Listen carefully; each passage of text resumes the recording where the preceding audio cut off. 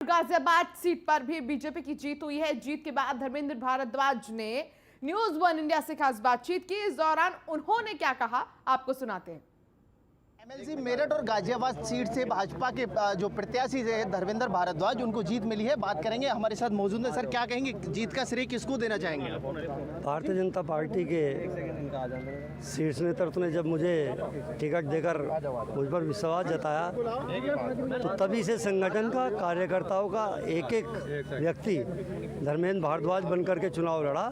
तो जीत का श्रेय संगठन के पदाधिकारियों को, संगठन के कार्यकर्ताओं को, भारतीय जनता पार्टी के कार्यकर्ताओं को जाता है, जिन्होंने ये चुनाव धर्मेंद्र भारद्वाज बनकर ही लड़ा और भारतीय जनता पार्टी के पक्ष में ईमानदारी से काम करके उस सारी समुदाय के वोटों को अपने पक्ष में लाने का किया। धर्मेंद्र जी, 4250 वोटों में से 3700 लगभग आपने लिए हैं, तो क्या मानते हैं कहीं कुछ कमियां रही हैं जो विपक्ष के पास इतनी वोट पहुंची? क्योंकि लगातार अगर भाजपा की बात की जाए तो विधानसभा चुनाव में काफी अच्छी जीत हासिल की है। विधान परिषद की बात की जाए तो उसको लेकर के आपका क्या मानना है? आपने देखा कि जो सभी समुदाय का जो वोट हमें मिला, तो इसलिए इतनी जीत, ऐतिहासिक जीत हुई।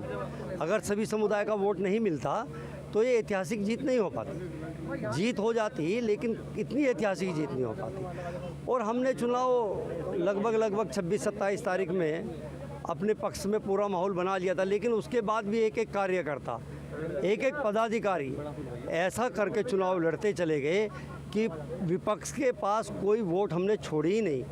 थोड़ी बहुत जो वोट मिली हैं वही वोट उनको प्राप्त हो पाई, जो छूट पाई नहीं तो उनको भी हम पक्ष में लाने का काम करते तो और ज़्यादा अधिक होता। देखिए धर्मेंद्र जी, सबसे बड़ी बात ये विपक्ष का आरोप है, धन बल का आरोप लगा रहे हैं। विपक्ष के धन बल का प्रयोग किया गया है, बुलडोजर का प्रयोग किया गया है। तो क्या मानते हैं कि इसको लेकर के आप कितना सही हैं और कितना विपक्ष गलत है?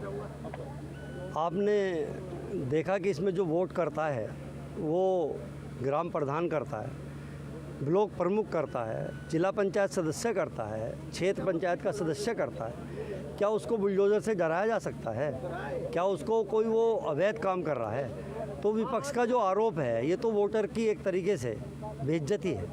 आप देखो, वोटर एक निर्वाचित होकर के आपका प्रतिनिधित्व कर रहा है और वो वोट आपको कर रहा है। पहले ईवीएम पर सवाल खड़े होते थे, आज बैलेट पेपर पे भी सवाल खड़े होने लग गए हैं। क्या कहेंगे इसको? अब 10 लग गए हैं, क्या कहेंगे इसको? अब 10-5 साल में सवाल खड़े करने वाला ही नहीं बचेगा विपक्ष, सारा पक्ष में ही आ जाएगा।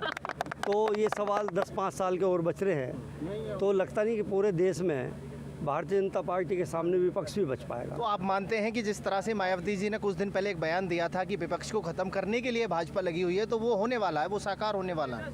वो तो आपने देख ही लिया, इस चुनाव में भी 273 की प्रचंड बहुमत से जीत हुई है।